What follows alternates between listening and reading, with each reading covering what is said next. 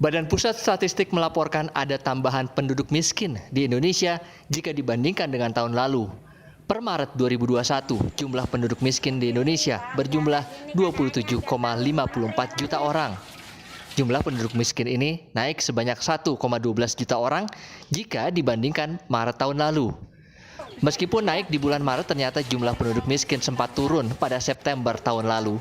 Kalau berdasarkan persentasenya, penduduk miskin di bulan Maret 10,14%, ini turun 0,05% kalau dibandingkan dengan September 2020, kata Kepala BPS Margo Yuwono, seperti dimuat di kompas.com. Dalam diskusi publik yang diselenggarakan Institute for Development of Economics and Finance, INDEF, ada hubungan antara kondisi pandemi, pelaksanaan PPKM, dan juga perlambatan ekonomi. Peneliti INDEF mencatat realisasi belanja daerah masih lambat, sehingga kegiatan ekonomi tidak berjalan maksimal. Masyarakat tidak bisa membelanjakan uang, dan mau tidak mau berdampak pada angka kemiskinan. UMKM di sektor jasa saya kira akan terdampak paling signifikan. Dan begitu juga ekonomi global. Nah, ini yang tidak kita inginkan, paling kanan. PPKM darurat gagal, kita sudah berkorban sangat banyak selama PPKM darurat ini. Angka kasus terus meningkat hingga September, penyaluran vaksin juga gagal, dan aktivitas ekonomi terus melemah hingga banyak pengangguran. Nah, ini yang tidak kita inginkan. Jadi disayangkan lagi uang itu ada tapi tidak sampai ke masyarakat. Dan kemudian ini Bapak Ibu juga bisa lihat betapa realisasi antara alokasi dan real itu juga sangat jomplang perbedaannya. Mulai dari penanganan COVID secara umum, dukungan operasional vaksinasi, hingga ke level pedesaan dan kelurahan, termasuk juga insentif tenaga kesehatan di daerah. Sementara itu, ancaman PHK bagi buruh yang tidak bekerja selama pemberlakuan PPKM darurat juga sudah di depan mata. Jika PPKM darurat diperpanjang, maka beban perusahaan akan semakin besar. Padahal sebelumnya sudah 20% pekerja kontrak yang dirumahkan sejak pandemi tahun lalu. Kemungkinan terjadi PHK massal, saya tidak berdoa untuk itu, tapi kecemasan dan kekhawatiran tidak menutup kemungkinan. Kita tahu pada waktu klaster yang pertama waktu itu, episode yang pertama waktu itu, tidak kurang dari hampir 20% tenaga kerja, khususnya tenaga kerja kontrak maupun tenaga kerja paruh waktu, rasanya sudah diakhiri beban kerja. Hal serupa juga dikeluhkan oleh Ketua Umum Asosiasi Pengelolaan Pusat Belanja Indonesia (APPBI) yang meminta bantuan pemerintah bagi para pengelola pusat belanja jika nanti PPKM darurat diperpanjang. Kondisi sebelum PPKM darurat sudah cukup memberatkan pengusaha dengan beban operasional yang tinggi. Padahal jumlah kunjungan ke pusat perbelanjaan masih sangat dibatasi. Pemerintah tidak merespon sama sekali, tidak memenuhi permintaan kami. Tetapi kembali lagi, kondisi pusat perbelanjaan tahun lalu sama sekarang berbeda. Tahun lalu masih punya dana cadangan, masih bisa bertahan. Sekarang ini kan tadi saya sudah sampaikan, dana cadangannya sudah terkuras habis selama tahun 2020 yang lalu. Jadi sekarang ini sudah tidak ada dana cadangan. Kita balik lagi, Pak. Peningkatan penduduk miskin memang bisa terjadi karena banyak faktor. Kategori penduduk miskin menurut BPS adalah masyarakat yang pengeluaran per kapitanya di bawah atau kurang dari Rp472.525 per bulan. Tim Liputan Kompas TV. Benarkah penambahan jumlah penduduk miskin ini murni karena pengetatan di beberapa sektor akibat pandemi? Kita bahas bersama Deputi Bidang Statistik Sosial Ateng Hartono. Pak Ateng, selamat malam. Dan juga ada peneliti dari INDEF, Rusli Abdullah. Bung Rusli, selamat malam, sehat ya? Selamat malam Mbak, sehat ya? Mbak juga sehat ya? Alhamdulillah demikian. Saya ke Pak Ateng dulu. Pak Ateng, dari temuan BPS, apakah penambahan penduduk miskin ini memang benar-benar karena efek pandemi atau ada efek lain, Pak Ateng? Mbak Sofi, betul sekali penambahan jumlah penduduk miskin terutama lebih disebabkan oleh efek pandemi. Nah, setiap tahun kami ini merilis angka kemiskinan itu pada 2 kali. Yang pertama posisi Maret, kemudian posisi September. Nah, saya bandingkan ya, ketika sebelum adanya pandemi, yaitu pada tahun 2019 yang lalu, Maret itu kemiskinan 9,41%. Septembernya 2019 itu menurun 9,22%. Nah, pada saat mulai pandemi, yaitu pada Maret tahun 2020, tepatnya itu kan mulai tanggal 2 Maret, ini kemiskinan sudah mulai bergerak naik menjadi 9,78%. Bulan September kembali naik menjadi 10,19% kemiskinannya. Dan pada Maret 2021 ini, jika dibandingkan dengan Maret 2020, memang terjadi peningkatan persentase penduduk miskin sebesar 0,36 poin. Tetapi kalau dibandingkan September sedikit ada melambat ya, Mbak Sofi. Itu kondisi yang kemiskinan yang kami potret berdasarkan dari data Survei Sosial Ekonomi Nasional. Maksudnya Kondisinya. melambat tadi dari September apa Pak Ateng? Nah, September ini posisi Maret 2021 kemiskinan 10,14%, sedangkan September itu 10,19%. Ini terutama terjadi pada wilayah pedesaan. Sedangkan pada wilayah perkotaan masih mengalami peningkatan persentase penduduk miskinnya. Itu karena kan masa-masa COVID sekarang ekonomi sudah sedikit agak lumayan membaik di daerah pedesaan, kemudian bantuan-bantuan mulai ada di pedesaan, dan ini sedikit mengerem untuk penduduk miskin khusus wilayah pedesaannya. Tapi apakah ada faktor lain Pak yang memengaruhi penambahan angka kemiskinan ini?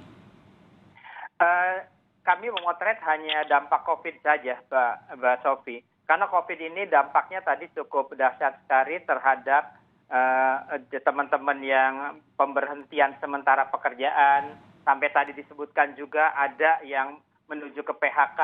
Dan ini daya beli masyarakat otomatis akan mengalami penurunan. Ya. Penurunan daya beli dampaknya itu terhadap kemiskinan. Ya, dan itu dampaknya pasti berlanjut begitu ya. Bung Rusli, kalau dari Indef, bagaimana teman-teman Indef melihat penambahan angka kemiskinan ini? Oke, Mbak, terima kasih. Jadi pertama, penambahan kemiskinan ini sudah prediksi lama Mbak ya, sejak awal pandemi.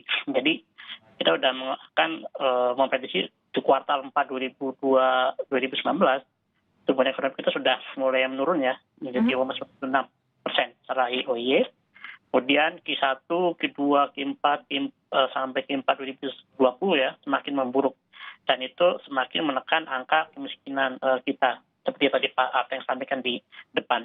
Nah, sebentar, Pak Rusli, saya tidak terlalu bisa mendengar suara Anda. Mungkin teman-teman di studio bisa diangkat sedikit suaranya. Mohon Pak Rusli diulang. Ya, halo. Sekarang gimana? Ya, oke. Oke. Jadi sebenarnya sejak awal pandemi ini sudah bisa kita prediksi angka kemiskinan bakal naik ya. Karena memang pandemi akan mengerus aktivitas ekonomi, di mana aktivitas ekonomi yang menurun, ada kontraksi, ini menunjukkan adanya pendapatan masyarakat yang berkurang. Dan ini pasti akan berdampak pada penurunan penambahan angka kemiskinan, Mbak, seperti itu. Nah, tapi gini, ada yang menarik nih. Jadi kemiskinan ya di bulan pandemi ini, jadi kerja 3,5 tahun, dari penurunan angka kemiskinan 10,17% di September 2017 menjadi 9,78% di Maret 2019 itu hancur hanya dalam 6 bulan pandemi. Yeah. Yakni September 2017 ke Maret 2019 ada penurunan sebesar 0,39% seperti itu. Nah, Maret 2020 ke September 2020 ada kenaikan 0,41%. Jadi kerja selama 3 tahun hancur hanya dalam waktu 6 bulan gara-gara pandemi. Nah itu Mbak. Ini yang menurut saya akan nanti setelah pandemi kita akan memiliki kerja berat untuk mengembalikan angka kemiskinan ke single digit.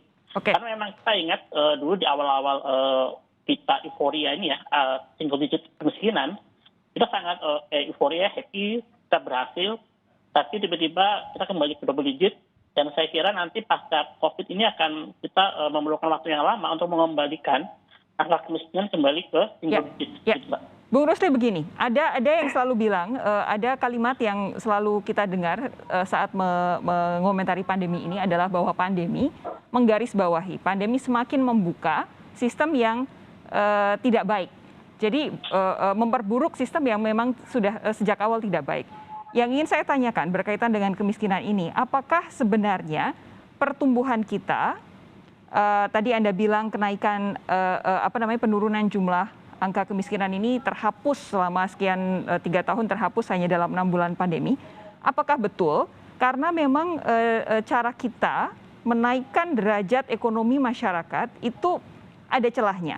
Dalam artian bahwa selama ini kita terlalu fokus pada konsumsi bukan yang lain, sehingga ketika konsumen tidak bisa membeli, ya sudah semuanya langsung kelihatan apa yang berjatuhan begitu. Apa yang bisa Anda sampaikan soal ini? Oke, Mbak. Saya kira salah satu faktor kenapa pandemi itu sangat menghantam kita ya dalam in term of menaikkan angka kemiskinan itu karena gini, Mbak. Selama ini banyak masyarakat kita itu yang masih mengandalkan semacam upah harian. Jadi pekerjaan yang informal seperti itu, Mbak. Oke. Ini beda sekali dengan misalnya orang-orang yang masih punya saving ketika pandemi dia masih bisa bertahan ya. Tapi kalau misalnya orang informal, pekerja informal, tukang ojek, tukang jualan tukang cukur rambut dan sebagainya, tukang cuci piring, tukang cuci ini, mereka nggak bisa, Mbak. PPKM ya, pandemi akan membatasi ruang gerak mereka. Otomatis ketika itu mereka nggak bisa bergerak, ya udah akhirnya akan kembali ke ranah kemiskinan yang lebih dalam. Nah, ini menurut saya gini, Mbak, ini sebuah masalah struktural dari kita semua Indonesia. Bagaimana tantangannya adalah menyediakan sebuah pekerjaan yang layak, gitu ya, yang dalam artian tidak hanya informal aja, tapi lebih kepada formal. Ada sebuah safety jaminan sosial yang lebih baik, sehingga ketika ada orang tiba-tiba miskin, tiba-tiba mereka bisa terselamatkan misalnya dengan ada semacam bantuan sosial dan sebagainya. Dan saya kira ini, Mbak, ini lebih kepada faktor tadi banyaknya masyarakat yang masih tidak diinformasi. Ini terbukti dari adanya ini, Mbak, besaran kenaikan kemiskinan antara desa sama kota. Nah, ternyata di bulan selama tahun terakhir, Mbak, itu ada kenaikan kemiskinan di kota lebih gede dibandingkan di desa. Di kota itu 1,02 juta orang. Di desa hanya 0,11 juta orang. Ini menunjukkan bahwa di perkotaan banyak kerja informal, sehingga mereka banyak terdampak dan sebagainya, mereka nggak bisa bergerak. Di desa beda kondisinya, bahwa mereka kerja di sektor pertanian. Sekarang sektor pertanian tumbuhnya positif, seperti itu kan, dalam artinya menjadi sebuah champion selama pandemi. Dan karena itulah menjadikan kenapa tadi, Mbak, ada sebuah perubahan yang sangat luar biasa dalam 6 bulan terakhir. Karena memang pandemi itu membatasi gerak orang nggak bisa kerja, orang nggak bisa jualan dan sebagainya. PR kita jadi ekstra berat karena banyak pekerja sektor informal di Indonesia. Nanti akan saya tanyakan baik kepada Pak Ateng maupun Bung Rusli soal perbandingan antara kondisi Indonesia dengan beberapa negara lain, karena kita tahu pandeminya sifatnya global. Sesaat lagi tetap bersama kami di Sapa Indonesia Malam, kami segera kembali.